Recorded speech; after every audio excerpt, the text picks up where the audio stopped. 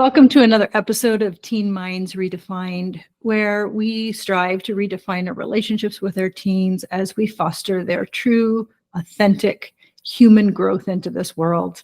And today I have a beautiful guest, Jen Cody. She is a dedicated advocate for personal growth and empowerment, known for her compassion approach to helping others lead confident and authentic lives.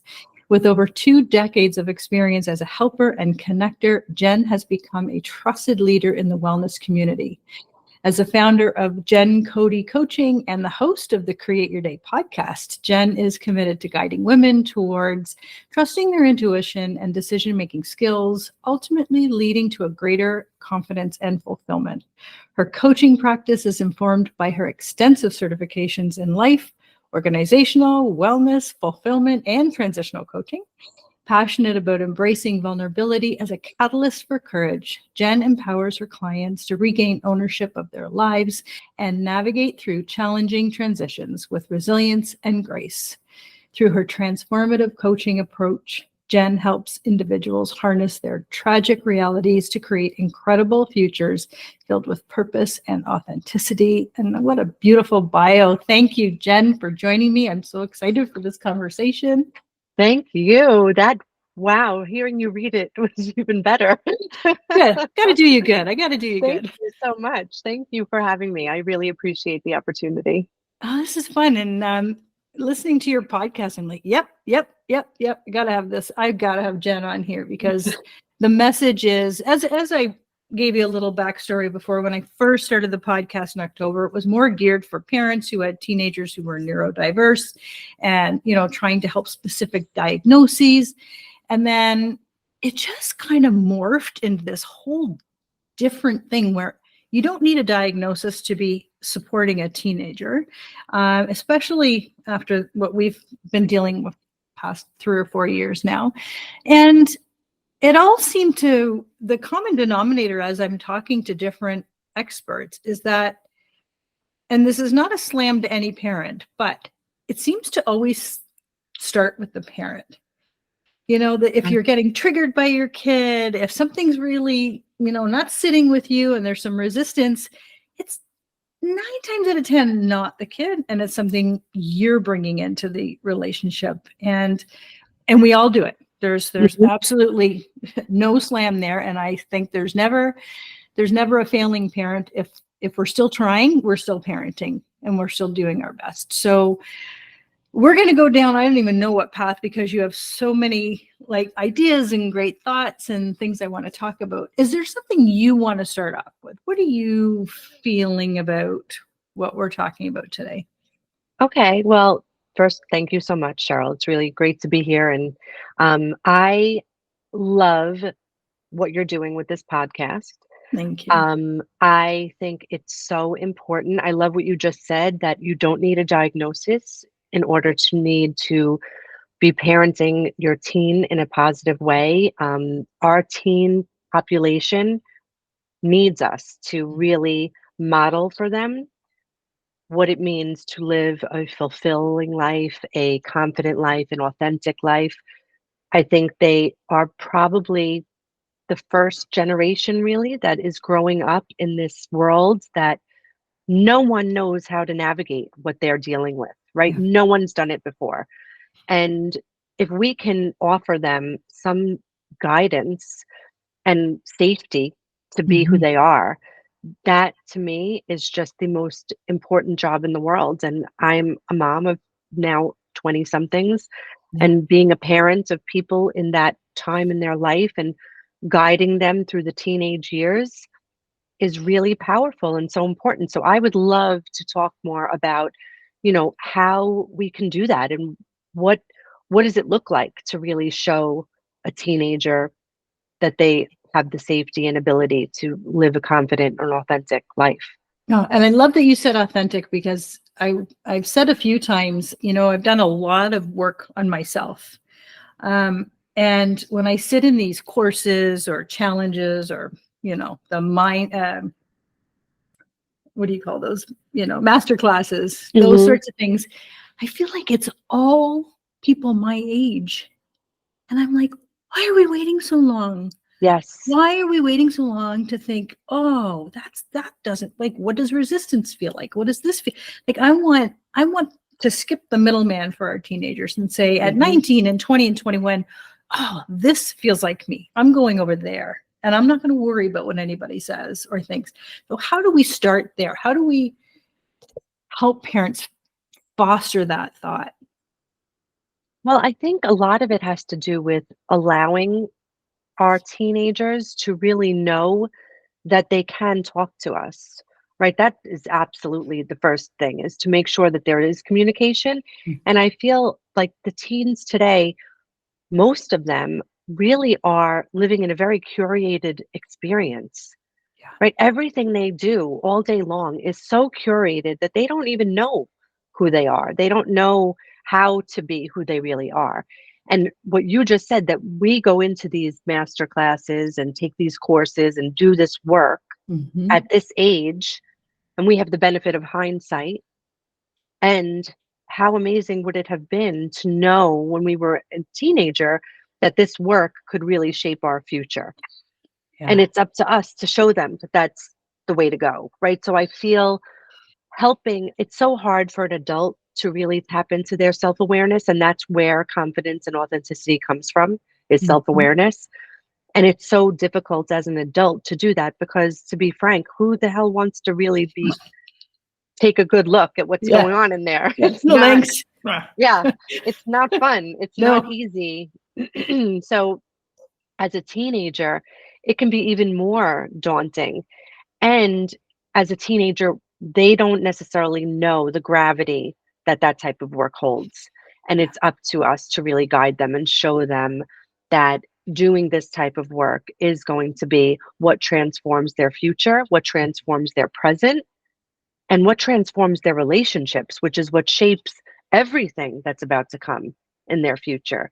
You know, how do you model good relationships for them? How do you, and by relationships, I just mean communicating with other people, not Mm-hmm. necessarily, romantic relationships or anything like that, but just showing them what it means to live your own life confidently and authentically will kind of demonstrate for them how it's done, Yeah.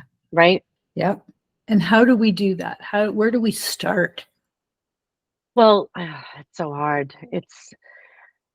I think the first thing is there are concrete things that Mm-hmm. I have done with my own children, and that I mentioned to you, I know off camera, that I work with very little ones, trying to really start the process at an early age, and showing them that they're in a safe space is definitely number one. And when it comes to teenagers, I think the best way to do that is to be honest with them. Let them know. Just say the words out loud. Let them know this is a safe space. You can speak to me about anything you want to talk about. There's no judgment here. Teenagers historically are nervous to talk to anyone Mm-hmm. they see in a position of authority. Yeah. They're nervous to open up. They're nervous to be vulnerable. Mm-hmm. And if they can't be vulnerable with us, they certainly are not going to be vulnerable with anyone else. And when they think that they are, this is where I think a lot of them get caught up. They think they're being vulnerable with their friends, and it's performative. Yeah. It's not really true vulnerability. Yeah. It is, they don't know what that looks like until they have allowed themselves to be seen by the people closest to them. That's true vulnerability, Mm-hmm. right? And I think it's good to say, because, I hear a lot of parents say, oh, I've told them they can say anything to me, or I can pick them up if they need a ride and they're drunk. That's okay. I'm not going to ask any questions. But are you ready for that? Like, you really need to check yourself at the door before you go Hmm. in and say these things, because it's your energy as well that's going to say, yeah, this is a safe space, not just your words. And you need, and Yeah. if you up to this point, up to this conversation, have not been authentic with that conversation, okay, I'm sorry. Like, we have to be honest. We have to Oh, yeah. apologize. And I screwed up, and, but starting now, this is like, and you have to reestablish that trust, because I hear so many people saying, and I'm like, mm, not sure I believe you. Yeah, exactly. And the teenager, they will call you right out. They'll know when you're not being authentic. They Hmm. can read between the lines. I think sometimes easier than we can. They're watching our behavior Yeah. more so than we watch each other's behavior, right? Like they're looking at Yes. us because we're their future. They see the direction that we go in. And so they're Hmm. looking to us. And I can tell you a funny story. It's not really funny, but when my children were little, very little, now my kids are 20, my son will be 24 this year, my daughter will be 23. And when they were probably 3 and 4 years old, I'm going to Hmm. say, there was a commercial on TV and it showed a woman looking at a pregnancy test. And the camera pans out and you realize that it's her daughter that's actually taking the pregnancy test. And I remember in that moment thinking to myself, I want my kids to trust me, to know that they can come to me, to always know that they can be safe with me. And I knew that I couldn't trust myself to not be judgy and switch that as I went into my parenting journey with them. And that night, when they were 3 and 4 years old, I sat down, I wrote them each a letter, and I let them know exactly what I was feeling in that moment, that please know that I love you unconditionally. You can talk to me about anything at Yeah. any point in your life. And I held on to those letters. I gave it to them at different points in their life when it felt right. And Hmm. they were probably, let's say 13, 14, that area. And I was like, now is the time for me to Yeah. be this person. But you have to be ready for it. Like you're saying, you have to be honest. When you tell them that they can tell you anything, Hmm. they're going to tell you anything. Yeah. And you have to be poker faced and not because Yep. they're going to read into every little flinch of an eyebrow. They're going to be like, well, what do you mean by that? Yeah. They know. I saw the eye roll. I saw it. Hmm. They know. So I know from with my own mom, I was able to speak to her about anything. And she was a very strict parent. So it wasn't because she was all loose and, Hmm. oh, you're so cool and you could do whatever you want. That's not what made it safe. It was the lack of judgment that made it safe. Yeah. And I think as parents, sometimes we get confused by that. We want to be friends with our children. We want to be viewed as cool and accepting. And that's what we think will make them want to talk to us. And that makes them roll their eyes at us. Well, That's yeah, not it's lame in their Mm, eyes and it doesn't show leadership. If right. you're on the same playing field as your kid, who's the leader? Yeah. They Who's need the structure. guide? Yeah. Yeah. Yeah, Yeah. for sure. For sure. So I'm going to ask you, how did your kids react to the letters? Well, I love that. yeah, different experiences with both of them. My son is much less inclined to open up to anyone, but he eventually will, I get glimpses here and there, and he will speak to me when he wants to. My daughter is much more of an open book, and I love that she knows that she can speak to me about anything. And I love that he will also, he knows that I'm there. Yeah. And that's all we can do. We can't make Mhm. them do the talking. We No. just have to let them know that we can be there. And I think, I try to encourage them and any teens, when in my coaching practice, a lot of times people will even ask me to speak to their children, their Mhm. teen children. And I try to encourage them to really be honest with themselves about who they are. And like we were saying a few minutes ago, it's not easy to have that level of self awareness. It's scary to see what's going on inside.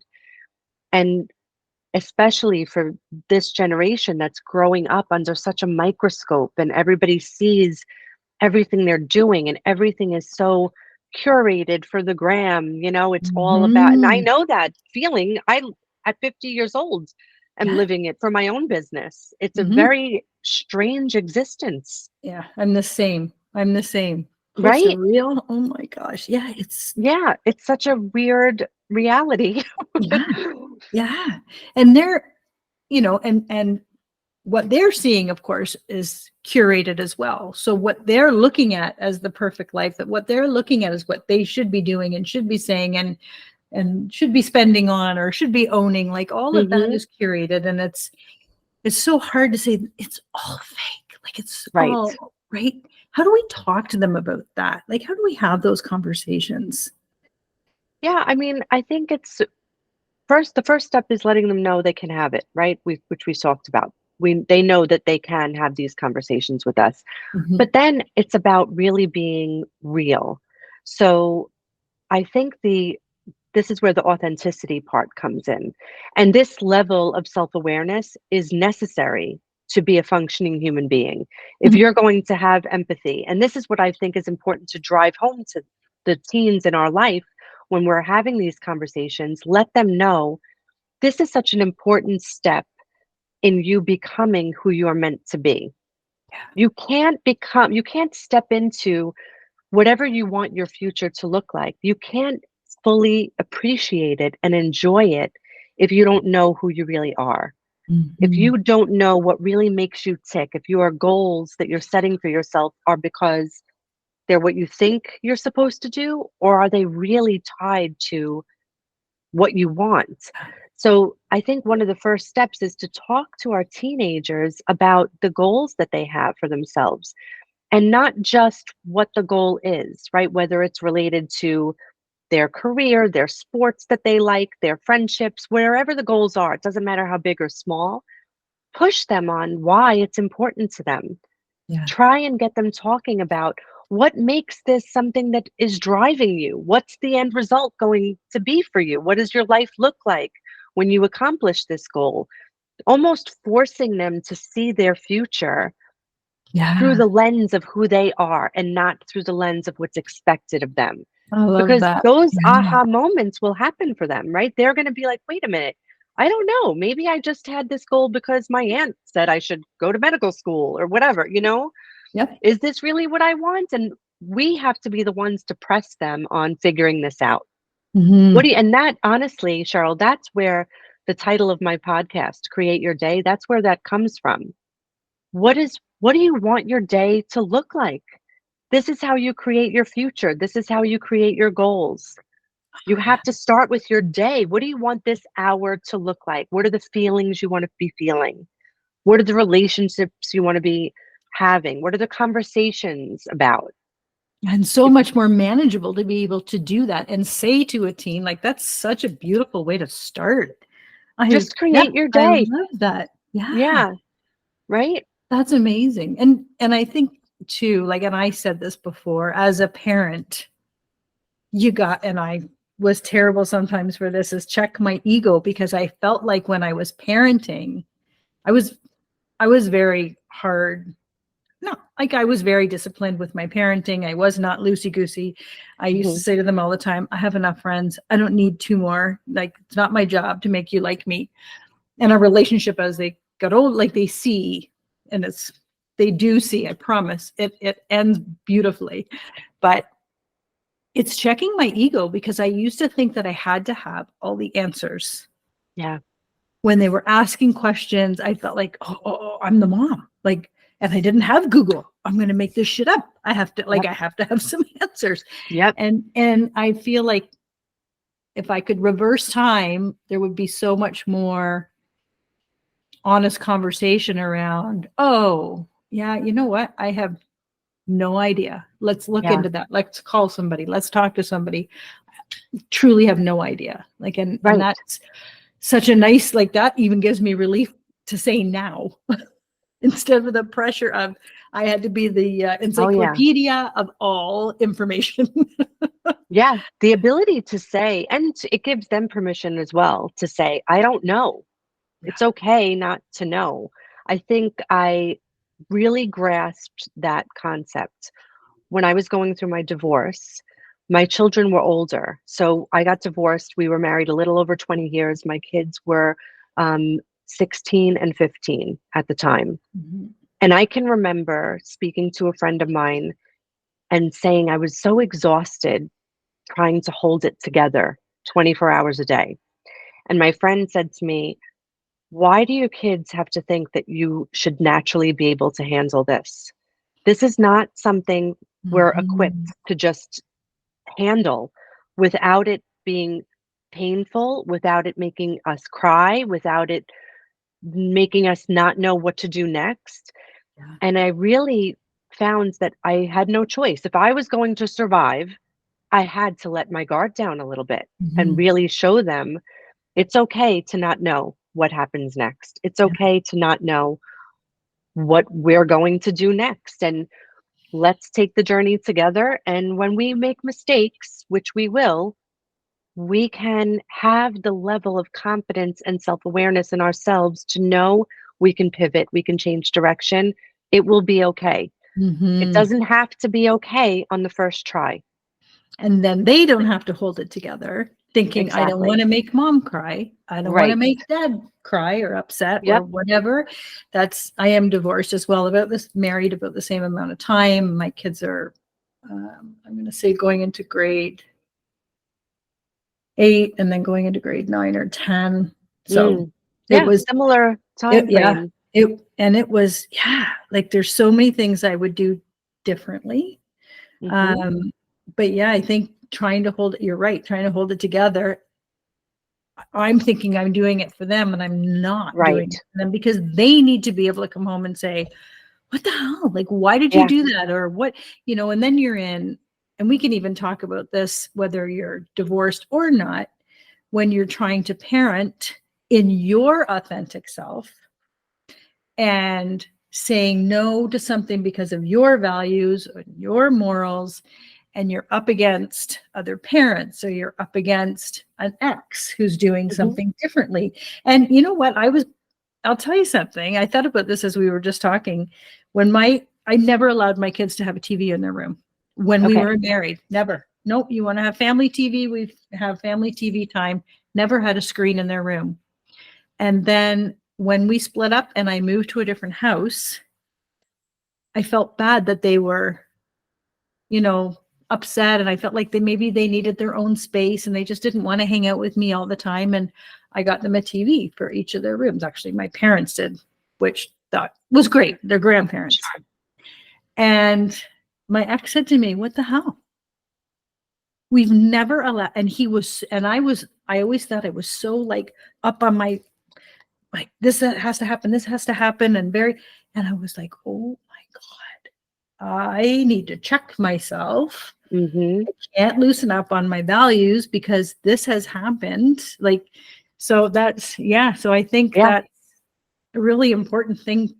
How do I navigate this down to one question? How do we deal with the guilt period of saying no to our teens when we're working with our values, our morals?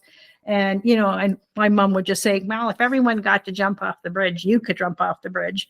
That was her explanation to everything. And I don't want to say that. So what can we do? What can we say? Oh my goodness. So yeah, that's a total shift then into our own self-care, right? Because it's so hard to be a parent when conditions are ideal. Never mind when conditions are just sideways and shitty and everything's hitting the fan. What do we do? And Mhm. we checking our ego, the way you just said, and allowing ourselves to be honest and take ownership for our part in what is going on, to me, is one of the most freeing things that we can do for ourselves. Because guilt comes from so many different places, Mhm. right? And when we're feeling guilty because we're telling our children something that's disappointing to them, that's a very normal, common response.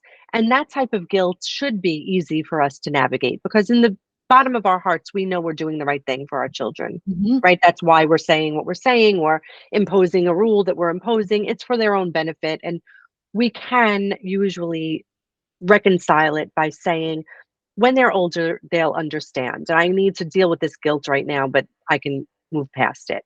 Yeah. The bigger guilty feelings that we have when we're going through things like a divorce or a transition, or maybe you have to uproot your family and move because of a career change or something that's beyond Mhm. your control, and you have that guilt for how it's affecting your children, those are the opportunities I think that we have to take ownership of our part in that equation.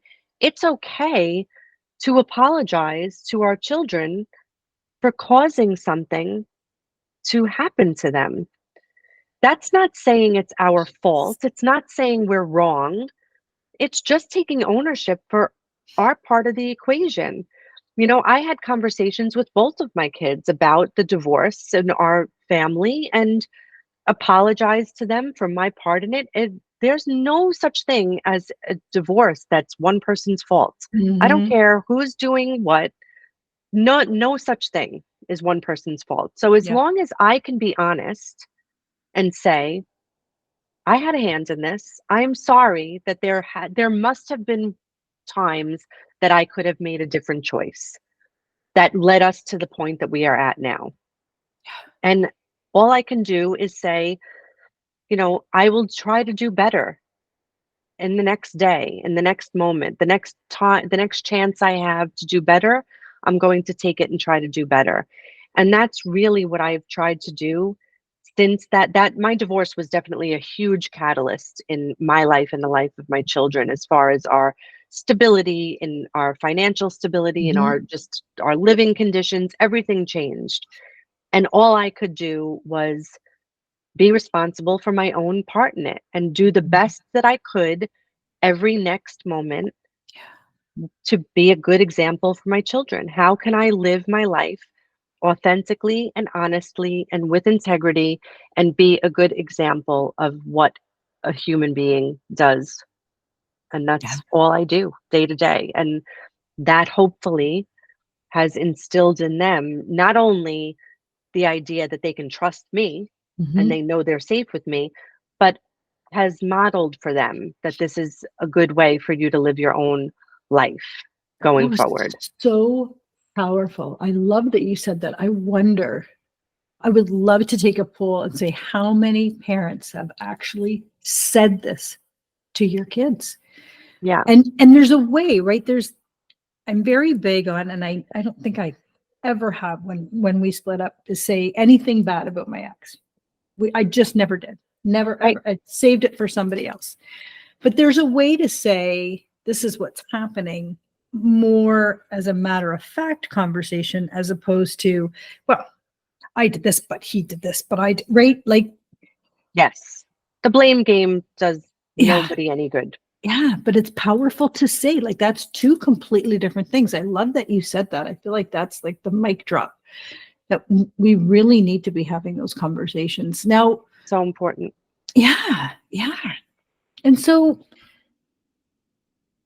I know that a lot of parents are saying, like, they get to the kids get to a certain age and they just stop talking and they hide in their rooms and they slam the door and they do all of these things. How do we reach, or I mean, I think we reach them. I don't think we're not reaching them. But I think this is checking the ego again, but Hmm. how do we just keep at it? Like, what is your advice to parents if they're saying they never talk to me, they slam the door, they're always with their friends, they never want to hang out with me, blah, blah, blah, blah. Yeah. Every kid, sorry, sorry, not sorry. It's true. It's true. How do we It's true. try to just keep that connector going? How do we do that? I think honestly, it is being committed to the results that you want. And when Mhm. you are really honest about that, what is the result that you want? Do you want your child to thank you for being there? Or do you just want them to be okay and know? Do you want them to have that in their heart? How much of it needs to be expressed back to you? Because not Mhm. every person is built that way. Mhm. So it's about really being committed to the end results. And like I said earlier, my children are very different people. My daughter, we joke around like it takes 5 hours for her to tell me a story that happened in 15 minutes. Like she shares every single detail. And my son is much more quiet, much more reserved. I do not modify my behavior with them that because of those personality differences. I reach out and attempt to connect with him just as much as Mhm. I connect with her because my goal is just for him to know that I am here, that I love him, that I will always be there for him, that he can speak to me about anything, Yeah. regardless of how he responds to that. So I am committed to the end result, which is just for him to know he is loved and he is safe and he is surrounded and Yes. supported. It's not, the end result is not me getting something from that. And I think sometimes, have you heard about, I know I see this posted all the time about children in like sports and activities and things, about like the popcorn popping, that when you put popcorn in the microwave, all the kernels pop at a different time.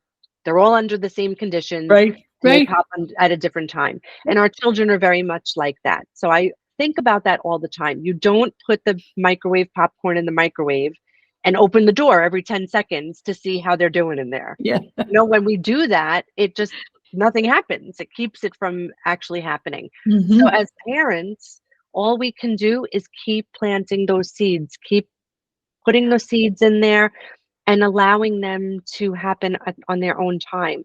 And knowing that it's okay if we never have that conversation. If your child or the person you're trying to connect with never comes to you and says, I need you to know XYZ, or I need to talk to you about this, that doesn't mean you failed at what you're trying to do. The Mhm. goal was not for them to have to talk to you. The goal was for them to know they can talk to you. Yes.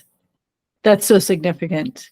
And even, I was doing an interview the other day and I thought, we were talking about, even if they don't, like, the important thing is they have one caring adult. So even if for whatever reason they don't feel like they can talk to you, can you say, listen, it might not be me. It might be Right. Auntie Doris. It might be Uncle Bob. It doesn't matter.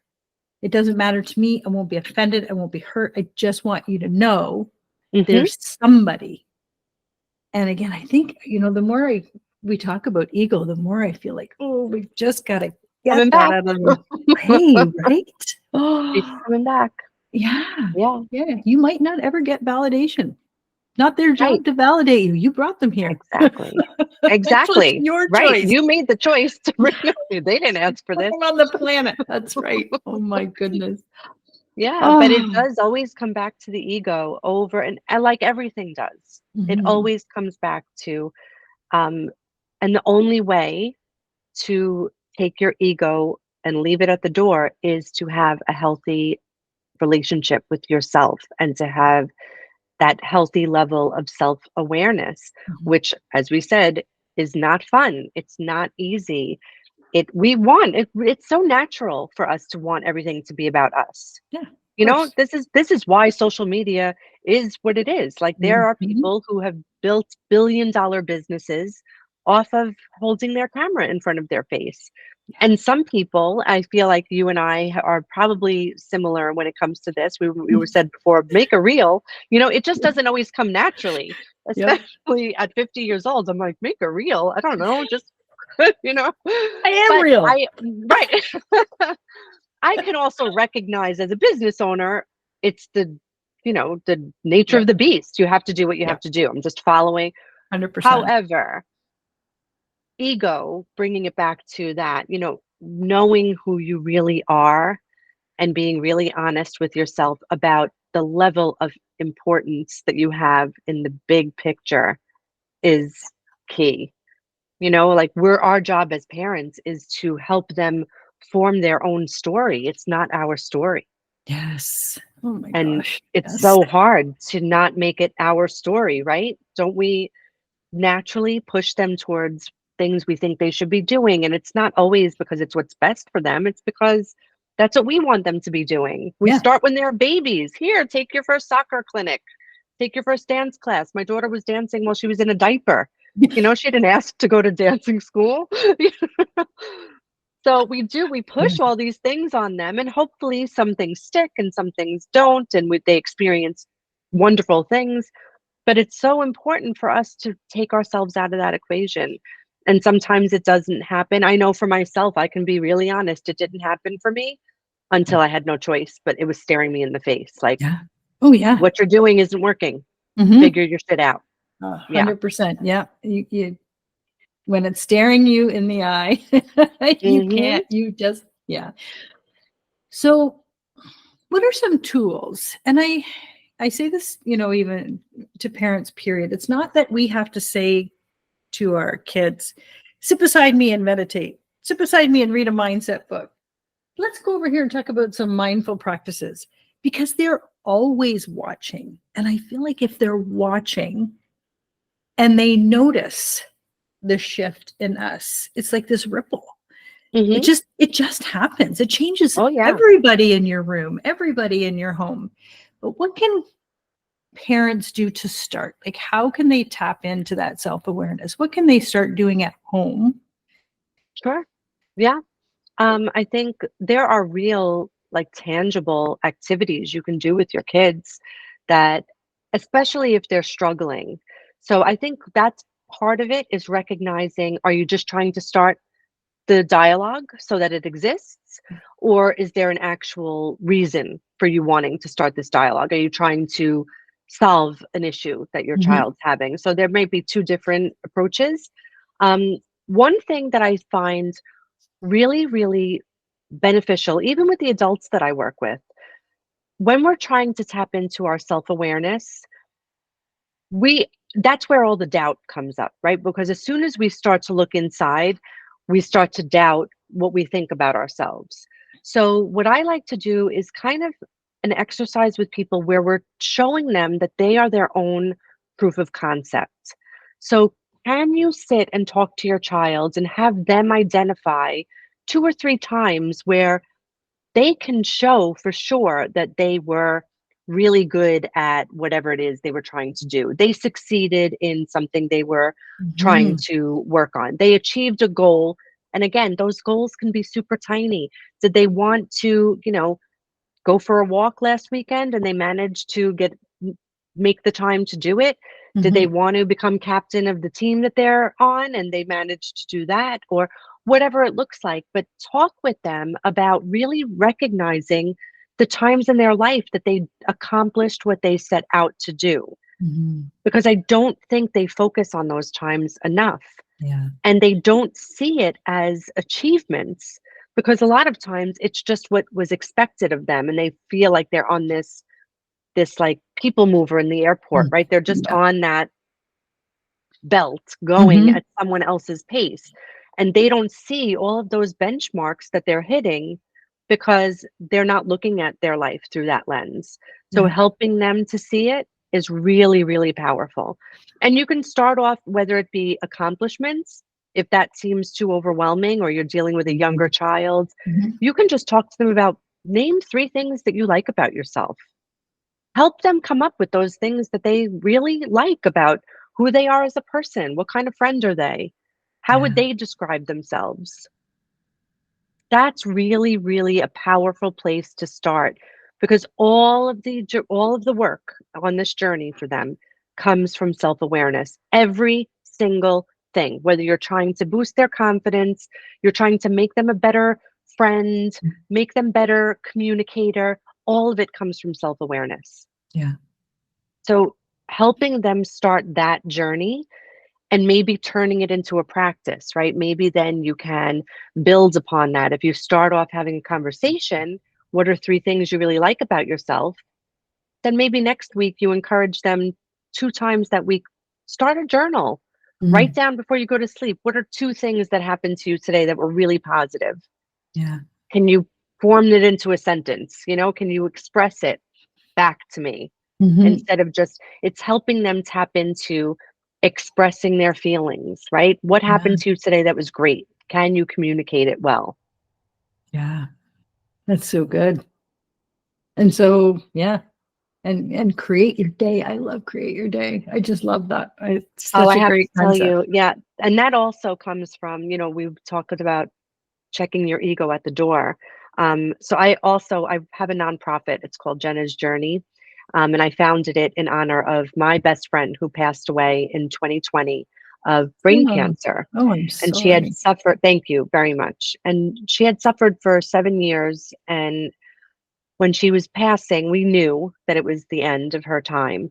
And Create Your Day came from conversations with her. She was about to leave her 12-year-old son. And I said, you know what, Jenna, I think we should make some videos where you can tell him, what you want for him. Like when you're not here for him to talk to, when he's experiencing his first breakup, when he's Mhm. experiencing choosing what college to go to, what do you want him to know? And that was the first video we made. She said, I want him to create his day. I want Oh, him to think about what he wants his day to look like. And that's where you start. What do yeah. you want? And really think about it. Like, do you want to be working from 9 to 5? Do you want to be traveling for your job? Do you want to be in solitude and isolation? Or do you want to be around a lot of people? What does your day look like when you imagine it? And then let's build it. How do we build that day from there? That's beautiful. And what a And it was not story. Oh some, my you couldn't do it until the ego had to be gone, right? And at that God. point, when you're talking about this situation, she and I, there was no ego in those No. videos, right? It was all about, you don't realize how raw things have to get to really hit you in that Yeah. heart spot, right? Yeah. Like, Yeah. Yeah. and you can't do that when the ego is present. And it sometimes, unfortunately, takes tragic circumstances. Yeah. That's when you realize, oh, nothing matters. Yeah. Nothing that I Yeah. thought was important matters anymore. Yeah. Yeah. It's And it's it's so like fleeting. blessing and curse. Yeah. Yeah. Oh my goodness. Oh, well, thank you. This conversation has just gone in 8 different directions, but all coming back to, right? Like, but I Yeah, mean, this is what parenting is. Like you look at the exactly. groups, you look at the coaching, you're like, well, we started here and now we're over here. But I think what sticks in my head is have the conversation with your kids that you are sorry that that situation has come to whatever it's come to and your part in it. And it doesn't, you don't have to start listing what you've done wrong, but you've made decisions or whatever that. I Yeah. love that. I think that's so powerful. Check your ego and just becoming self-aware and helping our kids find those skills and create your day. It just sounds like such a perfect way to start. Because Yeah. create your day, create your life, right? Like, and Exactly. to create your life Exactly. sounds very overwhelming for me. Mm. I'm trying to create this whole new life. I don't even know what next Tuesday looks like. But yeah, if I could Exactly. say, okay, I know what I'm going to have for lunch, and I think I know what my podcast interview is going to be, and that's what my Yeah. day is going to look like, and this is what gives me the energy is work like people or you are doing that are getting out there and just helping the world to be a better place. And I love that the whole authentic self really is really resonating with me. I just love, we need to be authentic, and then Yeah. they will learn what that authenticity means. And, they watch us all the time. Yeah. And there's just Yeah. there's just so much. It's just so different. It's so different when I hear, but well, back in my day, well, you know what? It's not your day anymore. Exactly. So go back Exactly. there. Yeah. And we have to listen, right? We just have to listen. And we have to listen even when they're not saying anything. Sometimes those are the most important Yeah. moments to pay attention. Yeah. It's just, Unconditional and conversation. listen, exactly. Listening Yeah. when they're not saying what we want to hear. Yes. Because as a parent, right, isn't it so easy to try to manipulate that situation and be like, oh, no, no, no, no, Yeah. you're wrong. Yep. This is how it's supposed to go. That's not our role. Yeah. Oh, I remember. You don't want to go down that path. I remember. Yeah. Mm-hmm. You want validation? Go to Starbucks. Yes. Well, this Yeah. has been beautiful. I have a funny feeling this might be another episode because there's so many Love things that to. Yeah. you are an expert in that I would love to share with my audience. So thank you so Thank much. you. Thank you And so much for having me. I would love to come back and chat more. Yeah. excellent. Excellent. Thank you for listening to Teen Minds Redefined. And thanks for stopping by. Thanks for taking the time. And thank you, Jen and Cody, for your beautiful expert advice and sharing your passion with us.